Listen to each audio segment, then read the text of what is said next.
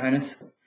Thanks very much for the invitation to give this presentation on Splinter. It took me a while to get back to you because I had to draw information from a whole series of sources, and I wanted to make sure that we actually had a decent story to tell, something that would be cohesive and hang together. But right at the start, I said we. I need to acknowledge the input from Neil Potter and Peter Sutcliffe, both of whom have been instrumental in helping to gather this information together, and without them it would have been difficult to do this. You interviewed Terry Griffin and Andy Edmondson on this series. Both of those guys gave a portion of their talk over to describing what was happening in Splinter. But I thought I would like to try and do something a little bit more in-depth and try and give an idea of how Splinter and the boat squadron in particular helped seal off a pretty significant part of the border of Rhodesia with Zambia to zipper incursions. I'll try and give an idea of how the boat squadron worked together, how we operated, how we cooperated with other units, such as the police in TAF and so on. And I need to also, right at the start, acknowledge the part that those guys played, those other units. You know, I'm from the engineers, but this is to a large degree their story as well.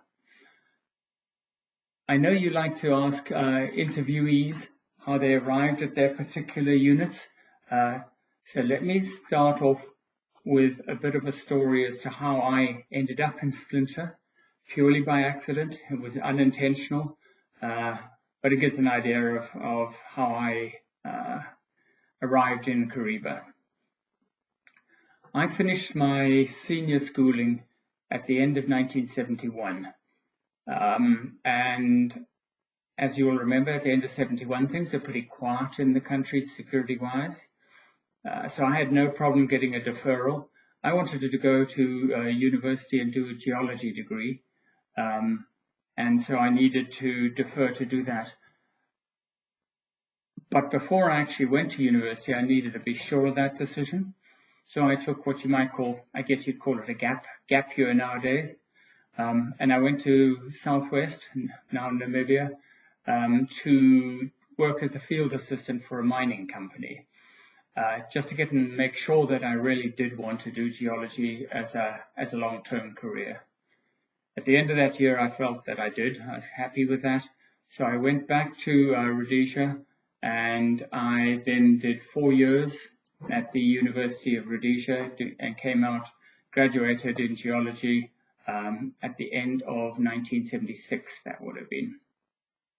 So I was actually only called up into intake 156, which is due to go in January 1977. Now, like a lot of UR graduates, I thought that doing my national service in the police would be a good idea. I'd heard it was a bit of a cuff to a degree. I heard that you were less likely to get shot at in the police, and I don't think that was actually true. But in any case, I applied to the police to do national service. And I went down to the Morris Depot, I had my interview, I had my medical, and at maybe 2 weeks after that, I received a letter from them saying, you've been accepted for the BSAP for your national service. And that was all well and good until I was paging through the paper one day, and I saw towards the back an advert from the Internal Affairs Air Wing. And INTAF was looking for people to fly they needed to have a private pilot's license, and they were going to fly some new aircraft that they had reportedly got. And people could do that, spend their national service doing that. So this seemed an ideal thing to me. I'd always been interested in flight. when I was in my first year at UR, I took a private pilot's license using some of the funds that I'd earned when I was in Southwest, and so I seem to fit the bill, and I applied for that position, or a position there, and within a couple of weeks again, I got the brown OGS envelope with a letter inside of it, and it started off with, "Dear Mr. Jackson, welcome to the Internal Affairs Air Wing." And then it went on for a couple of paragraphs with some details. But the last paragraph in that letter was, "Prior to joining Internal Affairs, you'll have to report to Llewellyn Barracks for 6 weeks basic training so you know how to handle a weapon." So that should have been the first, well, I guess it was the first warning bell, but it was too late to back out at that stage. So on January the 4th, I caught the train from Salisbury Station down to Heaney Junction, along with the rest of the Salisbury sourced intake 156.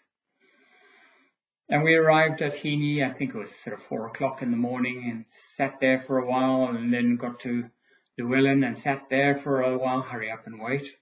And then about 8 o'clock, several NCOs came out, set up some tables, each of them with a chair behind them, and set themselves down with their lists. We were all divided up into groups. I think it's probably alphabetically. Anyway, I eventually got to the front of the queue of that group, and I handed in my call-up papers. The sergeant checked the papers, ticked on his list, and then I handed over my Internal Affairs Air Wing appointment letter. And I said, Sergeant, remember, I'm only here for the first six weeks of basic training, and then I'm going to be transferred to Internal Affairs. And he looked at me, and he looked at this paper, and the letter, and he read the thing from top to bottom. Then he turned to the NCO at the table next to him, and he handed it to him, and he read it and handed it back. And he looked at it again, and he smiled, and he said, "You're not going to be flying anywhere. From now on, you're in the Army. But don't worry, I'll keep a very close eye on you." So that was that. My big mistake, of course, was not taking a photocopy of that or bringing an extra copy of that letter. Anyway, I was in the Army, and that was the end of that. At that time, I was 24, and after 10 days of being shouted at and harassed by a lance corporal and telling me that the dust of my bed springs was a health hazard, and intake 156, I seem to remember, was a double intake, so the barracks were really under strain, and the sewers were overflowing down the path outside the barracks. Anyway, I took exception to being told this, and I thought, I'm going to have to change something. So when Osby's came around, I applied for it and was accepted, and went to Gwello, and I spent my 4.5 months at School of Inf. At the end of that time, they pinned up on the board a list of who was going to be commissioned, who was going to come out as an NCO, and where each person was going to be posted. And it turned out I was going to be commissioned as a subby, but I was going to be posted to the Engineers Boat Squadron. And it seemed really strange because I knew absolutely nothing about boats. I'd virtually never driven a boat other than a little putt-putt thing on Lake Mac when I was a 10-year-old. And I thought it must have been just the Army's sense of humor. Here's a guy who's a geologist, looks at rocks, so let's float him in a boat in the middle of Kariba, as far away from a rock as we can possibly find. And if he's learned how to fly a plane, presumably he can probably learn to drive a boat as well. Of course, I've spoken to Vic Thackeray fairly recently. Vic was the course officer of one of the other squads during our intake at INTAF, And he tells me that obviously there was a lot more thought and consideration went into those postings than I'd given it credit for at that time. But I wasn't alone. There were two other subbies from that same intake who are also going to be posted to Engineers Boat Squadron. The two were Simon Todd and John Carlyle, and the three of us sat there and wondered why three subbies were required from, a fairly limited number who were being turned out to go to a unit that none of us had really heard much about, or if anything. So that became clear later on, and maybe I should go back and give a little bit of history now as to the boat squadron, how boat troop became boat squadron, to give you an idea of why the Army's logic was actually at work in the background there. Before I start again, I was only on the lake for about 13 months. So I have had to rely fairly heavily for information on the history of this with other members of the boat troop, people who were there before me, people who were there after me, and people who were there during, telling me things that I never knew. And there were plenty of those too. But people like Neil Potter, and Peter Sutcliffe and Terry Griffin, who you interviewed, Hannes, earlier on, and Troll de Klerk, all provided a really useful and eye-opening information to allow me to put this talk together. So thanks to all of those, and thanks to all the others I haven't named, but who also supplied information. The Engineers Boat Troop was the precursor to the Engineer Squadron, and it operated on the Zambezi and on Kariba. They used various small, generally fairly underpowered, under-equipped boats for many years. They had no radios of their built into them. They just carry portable 76s with them. They had no form of night vision or anything like that. Administratively, the boat troop fell under two squadron engineers, which is based out of Redcliffe. The Zambezi patrol work was shared between the boat squadron and the BSAP. And on Kariba, it was a three-way thing with boat troop, BSAP, and something called the Police Reserve Marine Wing. Police Reserve Marine Wing was private individuals who had their own private boats, but were allowed to use those during their territorial call-ups, and they were paid by the Army to supply those boats. They played a very important part, particularly in the early days. They basically provided hulls on the water rather than boots on the ground type coverage, but very, very critical to it. Now, as you know, in 1974, when the Portuguese pulled out of Mozambique, that opened up that whole eastern front, which was previously not a huge security issue. So the security forces were really stretched. A lot of the boots on the ground from the Zambian border were transferred down to the Mozambique border. So things were really, really thin on the Zambian, or much thinner on the Zambian side. Patrolling on boats on the river was very difficult. They were basically sitting ducks to anyone sniping from the Zambian side, particularly the gorge area, so Devil's Gorge immediately above the lake and Kariba Gorge immediately below the lake. Both of those were ambush alley and tricky to patrol particularly at night. So the ComOps decided that rather than rely on river patrols, particularly upstream, they would put in the Cordon Sanitaire. And the Cordon Sanitaire ran from Vic Falls down to Milabisi, about 220 kilometers long. And they started that virtually within the month of the Portuguese coup that triggered the fall of Mozambique and Frelimo taking over. Very quick reactions, and you have to take off your hat to the people who made that decision.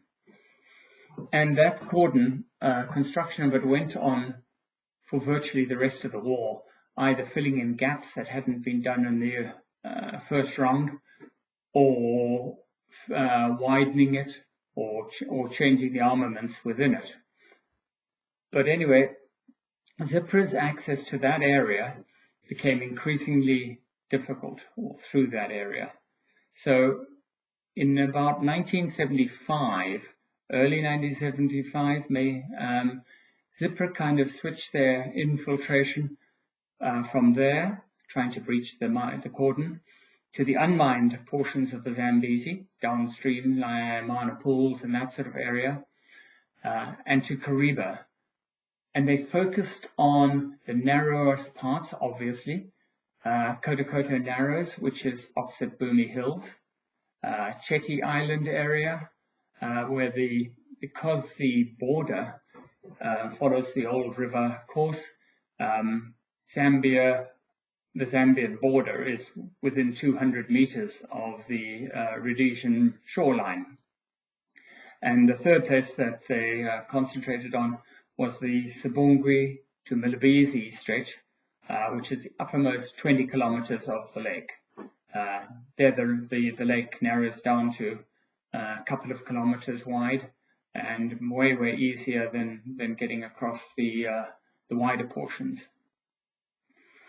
Anyway, on one night in February 1975, a fisheries boat, the Pelican, was dropping off an SAS team in Zodiacs, and they were heading for the Zambian settlement or harbour of Chipepo, where ZIPRA had a safe house or a camp of some sort.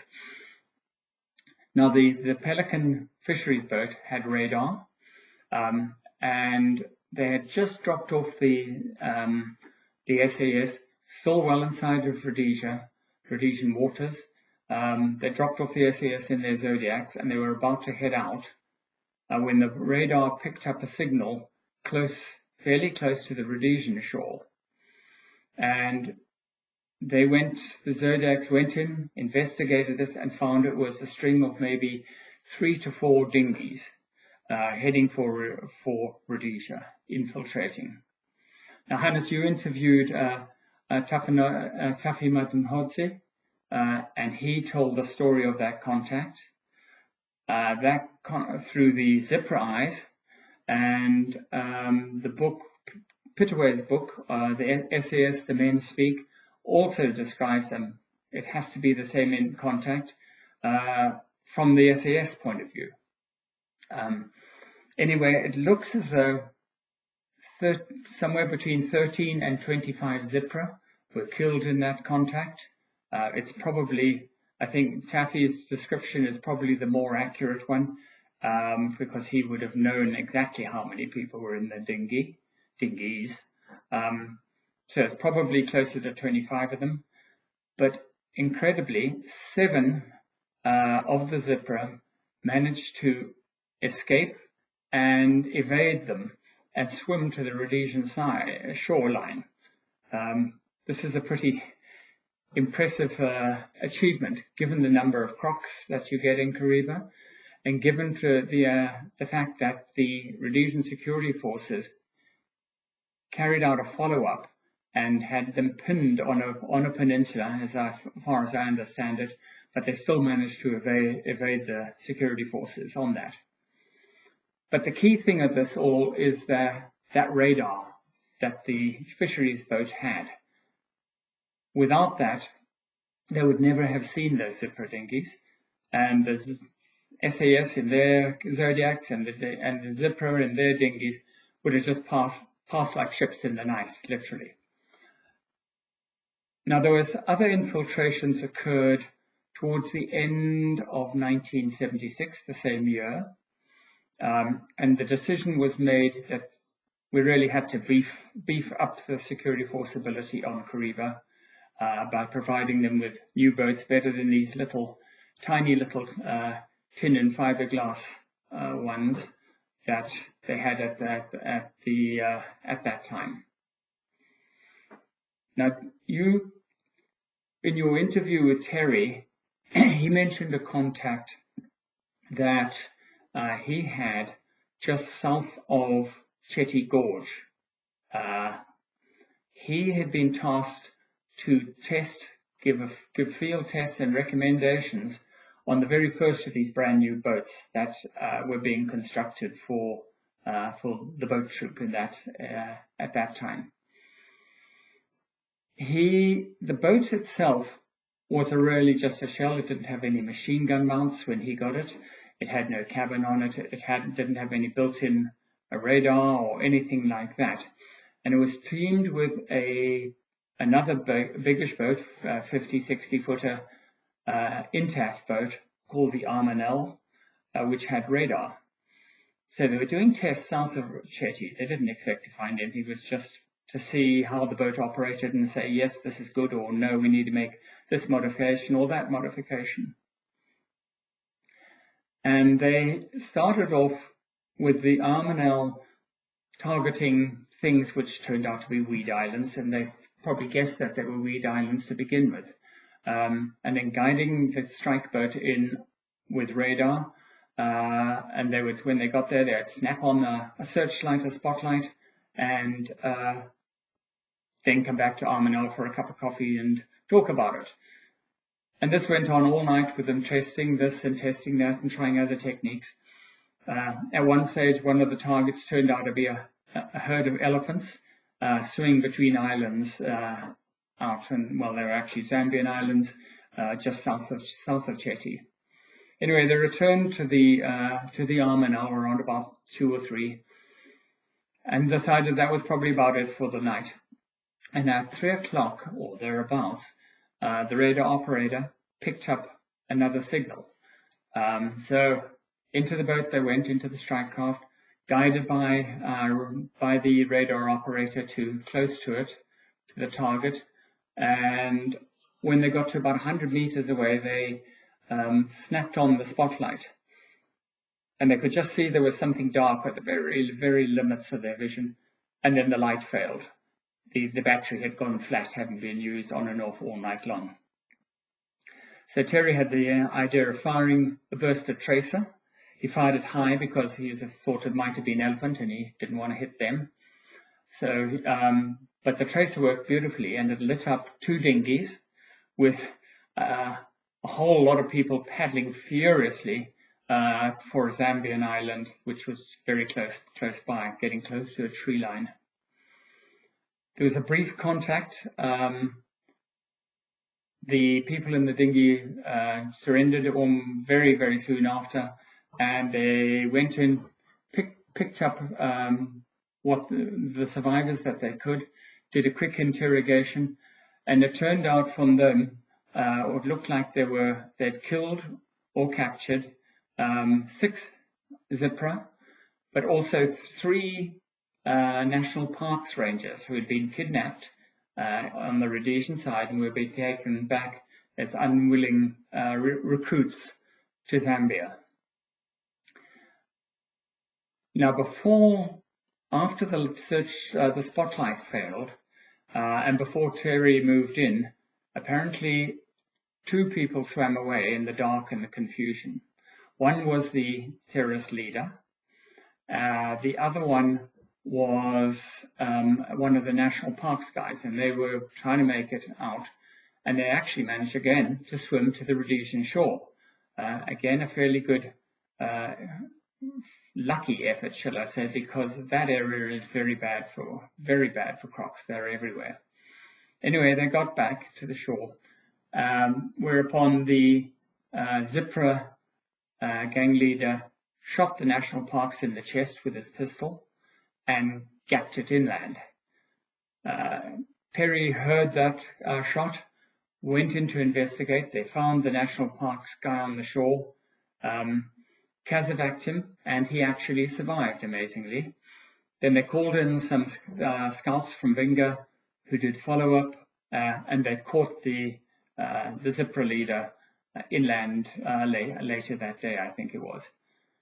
But the key to that contact, again, was the radar. If they hadn't had that radar, there's no ways they would have seen those dinghies. They're dark, it's black, it's a huge area to cover, and within the tree lines, very, very difficult. Anyway, so that was the end of that one. A few weeks later, probably in December 76, there were two ambushes. A BSAP boat that was patrolling the Zambezi at Kanyemba was ambushed, and Patrol Officer Michael Sullivan, who was driving that boat, was killed. And then just before Christmas, the Sea Lion ferry, which was still doing tourist trips up and down the lake, escorted by a police reserve Marine Wing boat, was going through Chetty Gorge, just north of where Terry had his contact, and they were ambushed from Chetty Island, the Zambian side. One South African tourist was killed, and I think there were 3 injured, wounded in that attack.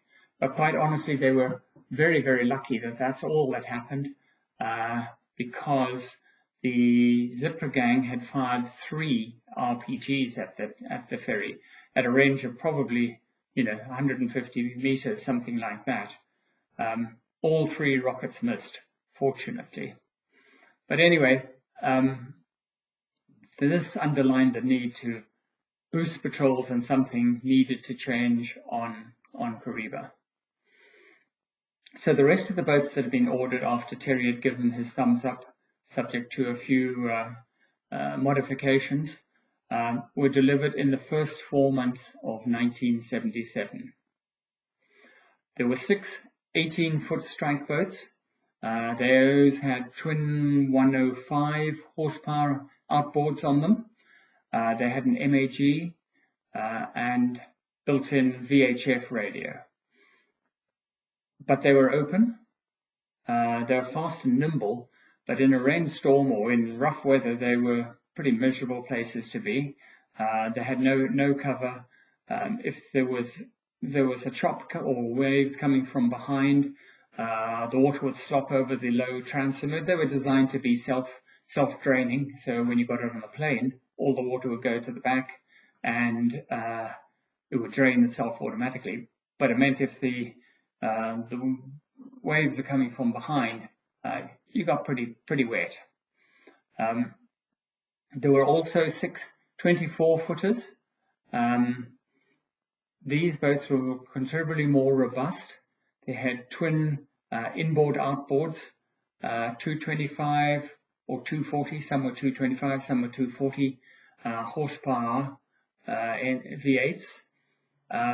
They were armed with a 5.0 Browning and at least 1 MAG. They had built-in VHF and HF radios, and initially a crew of 3. The 18-footers had a crew of just 2. Of those 6, 5 had cabins onto them, or partial cabins. So if there was it was raining or in the heat of the sun, they could just get inside that cabin to stop the worst of the rain. They were open at the back, but at least they had a roof over their heads. In addition to that, those 24-footers and the 18-footers, there was a 72-ton ferry. It was named Ubique, which is Latin for everywhere, which is the engineer's motto. It was capable of carrying 30 tons of personnel or vehicles and it was armed with two 20mm cannons. I think originally two 5.0 Brownings, even had a 60mm mortar on it. So the idea was mainly that was mainly for defense, or if we had to do a landing anywhere, we could use it for that. It had the front would come down like a landing craft. However, of those 13 new vessels or boats, only the ferry had radar. None of the others had any sort of light equipment. Even night vision binoculars were considered too expensive for at least the first year. So most boats were still basically operating blind. They relied on what we would call listening patrols. So the boats would go out after last light into the middle of the lake and just sit there and listen for either the sound of motors or the sound of paddling, or if it was a very still night, you might even feel the wake of a boat, because the wakes will travel for a long way on still water. But it was a miserable sort of place in bad weather. We actually had two boats, I think it was, sink because of in storms at some times, and some of them were bigger than any of those. So we had a 27-footer, for example, sink in a bad storm. So they're not to be sneered at. And the guys who spent many years operating in those small boats, sitting out there blind in the night, in horrible weather sometimes, certainly have my huge respect. They really do. But Kariba, we had all those new boats, but Kariba is 275 kilometers long. It's up to 45 kilometers wide at its widest, and it has an area of well over 5,000 square kilometers. So trying to cover that with a handful of boats, most of them working blind at night, meant that the patrols, to be honest, were virtually useless. And it's not surprising that there were no further real successes. And something had to change. Now, in April 1977, Splinter was launched. The engineers' boat troop was upgraded to a boat squadron. All the engineers' boats, the BSAP boats, the police reserve, marine wing boats, and INTAF boats were all grouped together under one umbrella and under the command of the engineers. There were 3 existing bases, no changes were made there. So there was the one in Kariba, based out of Andorra Harbour, or 2 in depth for the admin. There's one at Paradise Island, which is south of Boomy Hills, which was mainly run by the BSAP. And there was one at Binga, which was mainly run by the engineers. As part of this Splinter, a new OC was appointed. That was Captain, later Acting Major Peter Sutcliffe.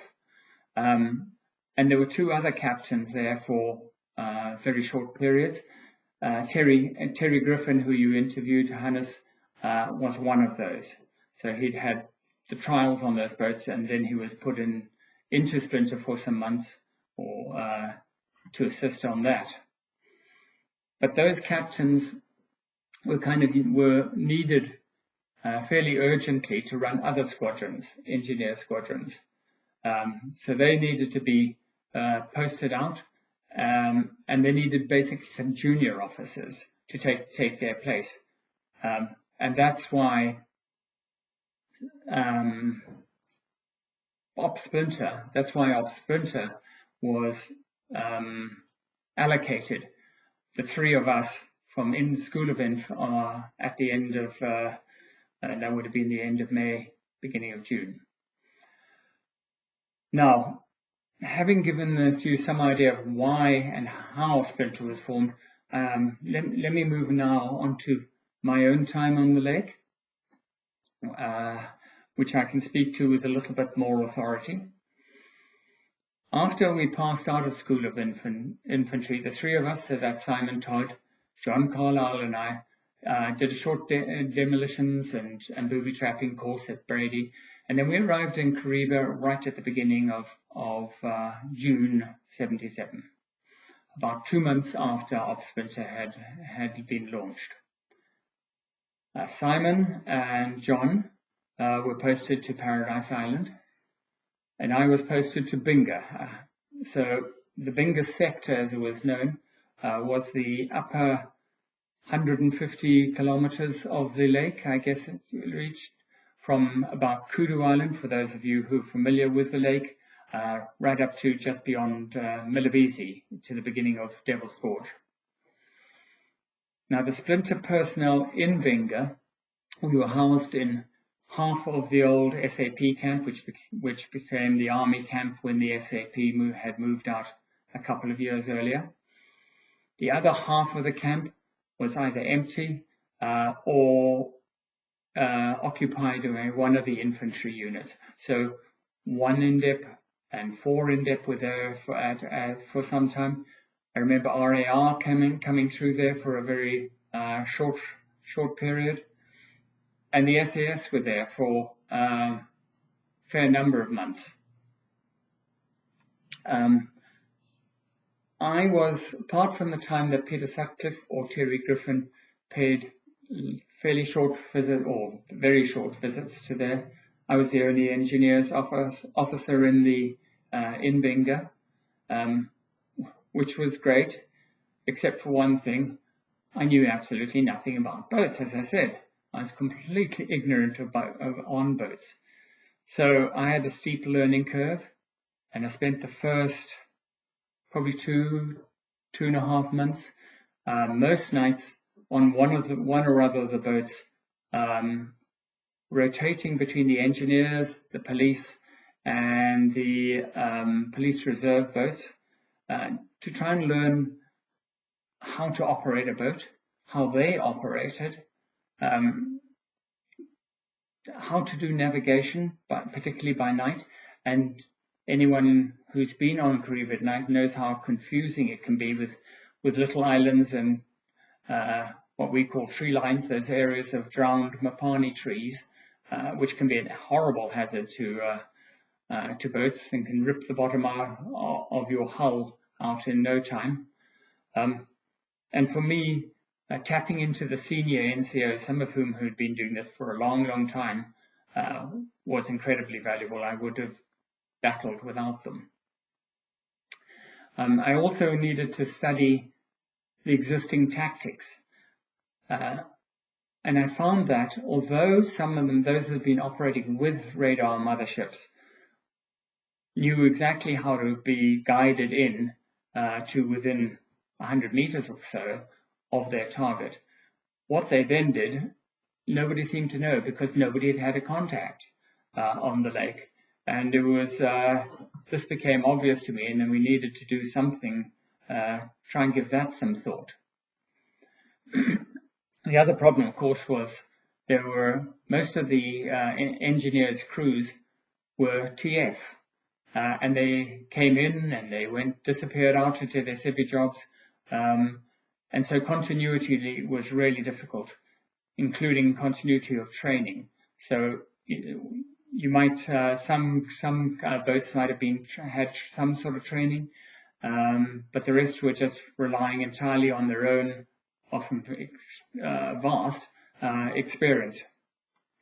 Anyway, by the end of September in 1977, ZIPRA was still managing to infiltrate. The in-depth companies operating inland were having contacts. They were unfortunately having deaths, but we hadn't had a single contact on the lake for the previous 9 months, I guess it would be. And the main problem was the lack of intelligence. We had no ints coming in as to where ZIPRA was infiltrating. We had to simply guess and use our logic. We were operating blind, both literally, because we had no light vision, no radar, or minimal radar, no night vision in the form of light intensifying equipment, and metaphorically, because we just didn't have the intelligence. But in September, yeah, it would have been September, that changed.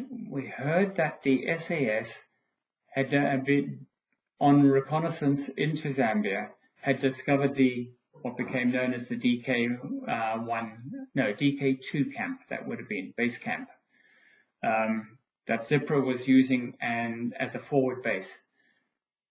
And that was north of Decca and northwest of Milivisi, near the base of the escarpment, or partway up the escarpment. So this focused my interest on the Milivisi sector, that top 20 kilometers of the lake. And I moved a radar-equipped boat, the Lasana, into there, and a 24-footer strike boat as well.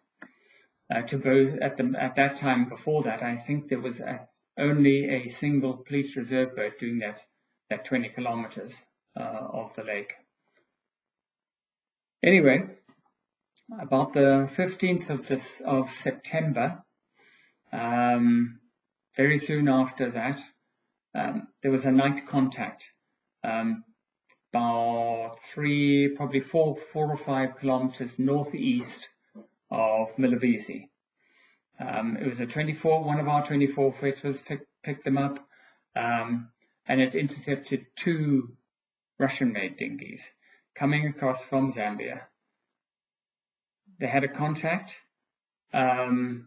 One wounded ZIPRA was captured, and he reported that there were originally, in fact, 23 in the group. We only ever recovered 3 bodies from the water in the next few days. All of them were wearing webbing and loaded with magazines and sometimes other equipment as well. So many of those guys were probably actually dragged down by the weight of their equipment and drowned. Now I was in Binga at the time, so I moved myself down to Milivisi, and I based myself on Lasana during the night patrols. And about 10 days later, I guess it must have been, yeah, it was the 25th of September,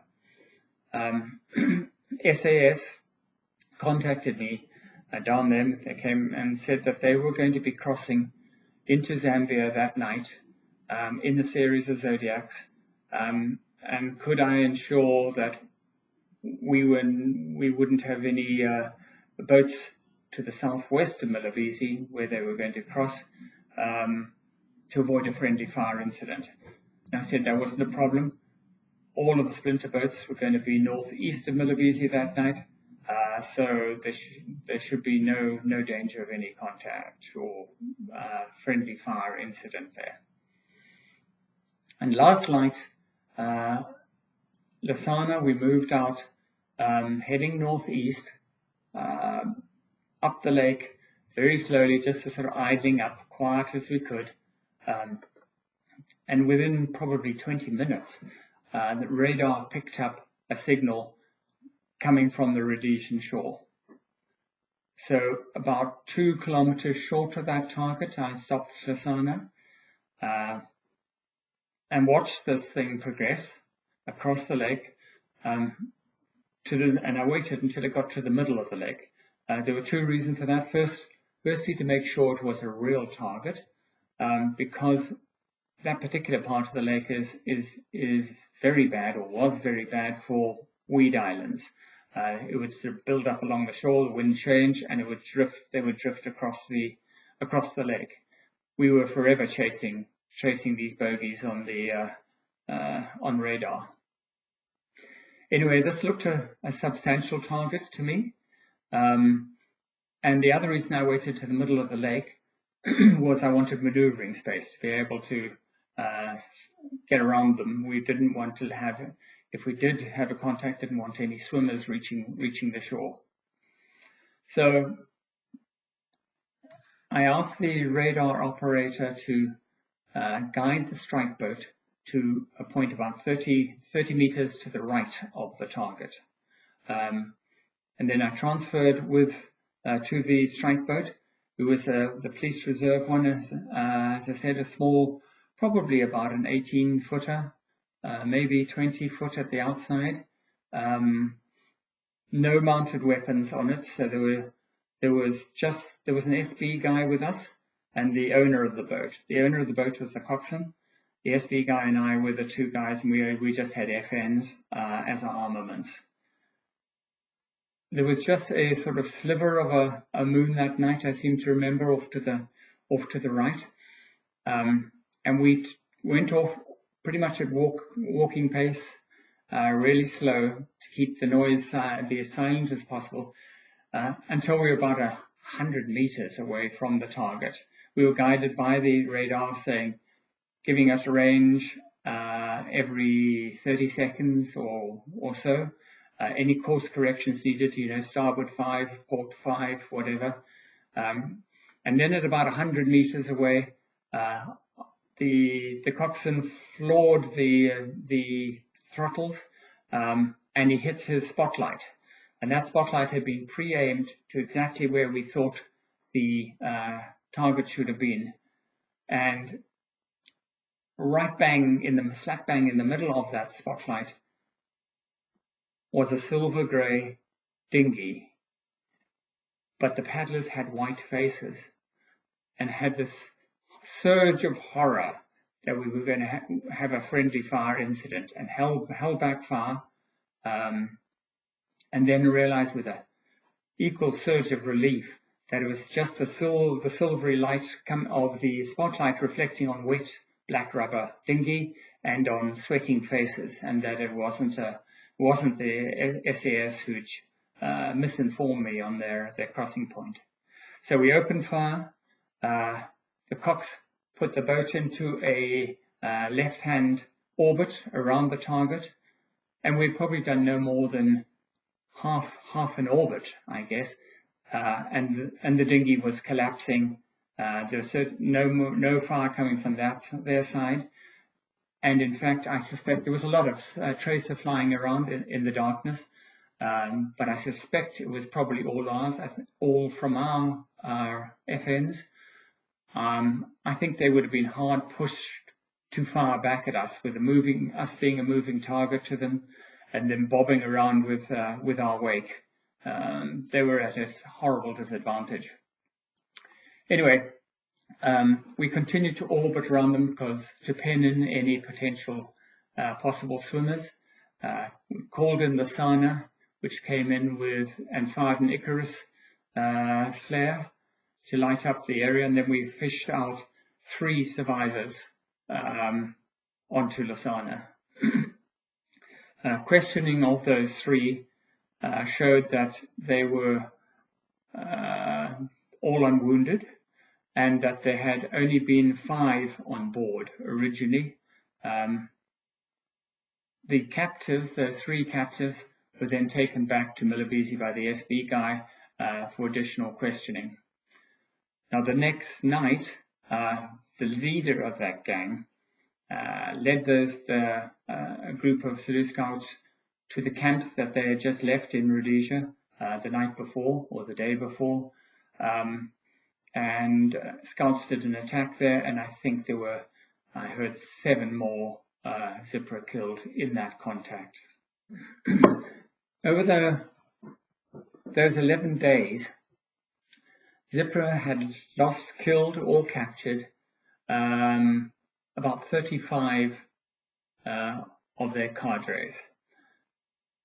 And it then became a chess game to me to work out what strategy to require. Do I keep the patrols covert to lure Zipra into crossing where we could, into an relatively easy killing ground?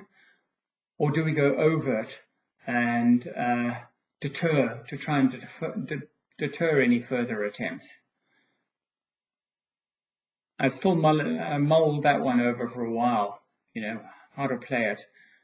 The vital role, but the key thing we did know was that radar was again critical.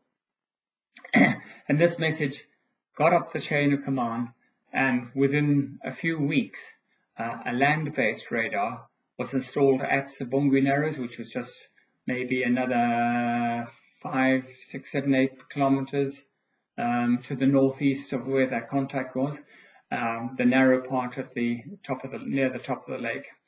And that radar would give coverage both to the southwest towards Milibisi and to the northeast back towards Vinga.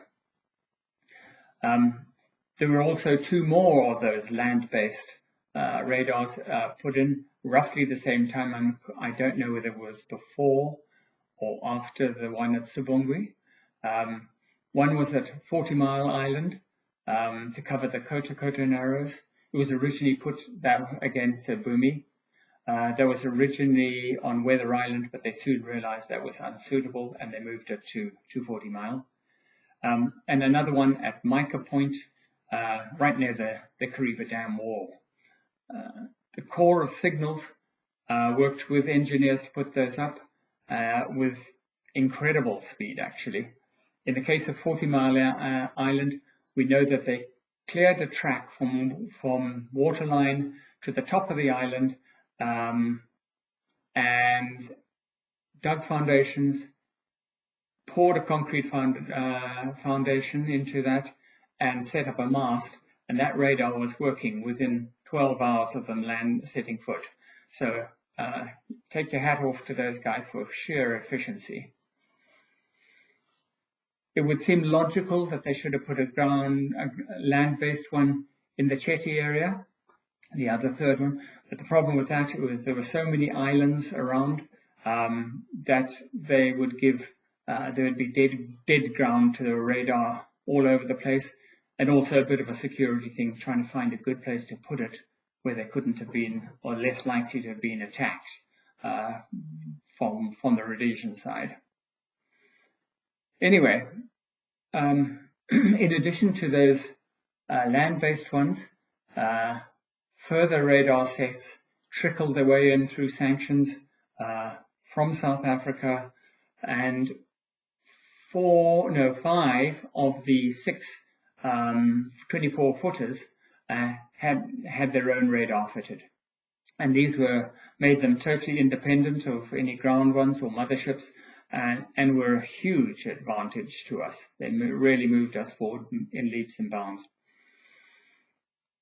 Now, Zipra had obviously been pretty pissed off at their losses, and would have been very soon after the Sabongwe Narrows radar was put up, that one of our call signs, one of our strike boats, the Toll de Klerk was the coxswain there, and he was going through Sabongwe Narrows in daylight, late afternoon, and he got ambushed from the Zambian side. They revved him with machine guns. He tried to take evasive action, and one of the bolts on the steering and on the boat snapped, leaving him stranded in the very worst possible position. There were shots flying around all around the boat, but incredibly, not a single one actually hit the boat. I guess it was a reasonably distant one, or maybe he can just thank the Zambians or Zipra for their poor marksmanship on that one. But there was a G car that is just finishing up in a contact somewhere to the west, got called in, and that was actually Dick Paxton was the pilot of that G car, and he was low on ammunition, he was low on fuel, and yet he managed to make a detour and do 2 strafing runs along the Zambian shore, trying to draw the fire so that the Sabongwe Narrows and the boat could see where that fire was coming from and return it. Whoever was firing from the Zambian side decided discretion was the better part of valor, and they didn't return fire. Toll's boat was pulled out by a police reservist boat that came to the rescue and towed to behind an island out of the line of fire. The radar station was revved again that night with heavy machine gun from the Zambian shore, but again, no casualties on our side on that one.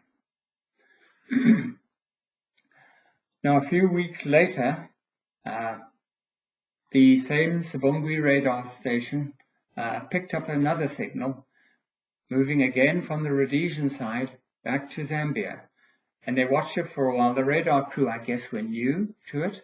They didn't know the area, and they probably may not have had much experience at that point, since these were new, the radar, the land-based radars. And they thought the signal was a weed island, and they kind of ignored it, or they just kept half an eye on it. And only when it was very close to the Zambian shore did they send in a strike boat to investigate this. And told the clerk was again the cox on that boat. And he went in to take a look at it. It was again 2 or 3 o'clock in the morning by this time. He went in to take a look at it, and sure enough, it was a couple of metal boats, it turns out. Small metal boats being towed across, or one towing the other, with a small Seagull 5 horsepower engine. He opened up on it and opened the contact, but what we didn't know, and I didn't know in fact until Tafi Motenhodze's interview with Hannes, was that Zipro had been issued by the Russians with hand-cranked radios that allowed them to keep in touch with their base camps back in Zambia. This was news to me, but there was a reception committee had been organized for this exiting group of Zipra, and they gave a very warm reception to Toll. Huge amount of fire coming his way. He managed to fire at them. He managed to fire a rifle grenade at them. Don't know how much damage he caused to them, but he was forced to retire from that contact. He was horribly outgunned on it. He managed amazingly we don't know what the Zipra casualties were. Amazingly, there were no security force casualties on that side. And I guess you could say Toll's charmed life continued. It turned out from questioning of villagers that the gang had kidnapped a local fisherman and forced him to take them across to Zambia in his 2 little boats. That's how we know that they were little tin boats, and we know that they had a small outboard on it. Maybe I should say that sometime before, we don't know quite when, or I don't know quite when, there was a dinghy that had been cached on the Rhodesian side near Sabongwe, or near Zambia, I think it's called Zambezi Mission, on the Rhodesian side, had been discovered by one of the infantry units, and they had uplifted this thing and taken it away, this dinghy. And I can't help wondering whether the group of Zipra who kidnapped the fishermen from the Rhodesian shore didn't get back to the shore expecting to paddle themselves back in that dinghy, only to find that it had gone, and they had to make a plan B. Hence their kidnapping of the fishermen. We don't know that, but it's just speculation on my part. The timing would have seemed to be about right. Now, anyway,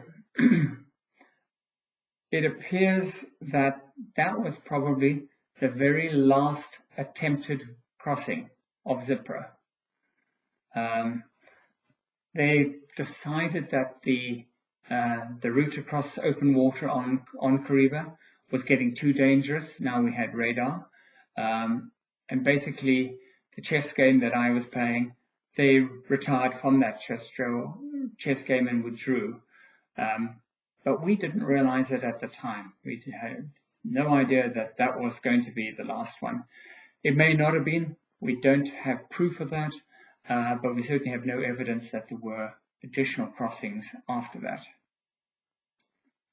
Now, this is probably a good time for me to end this part of the story, Hannes, because from now on, from that point on, say November 1977, Splinter went from being on the defensive to the offensive, and our tactics, how we operated and what we did, and a lot of it was work in Zambia and in Zambian waters and up Zambian rivers, was very different from the period up until this. So I'm going to leave it at that, and I hope I can finish the story shortly with the rest of it. Thanks.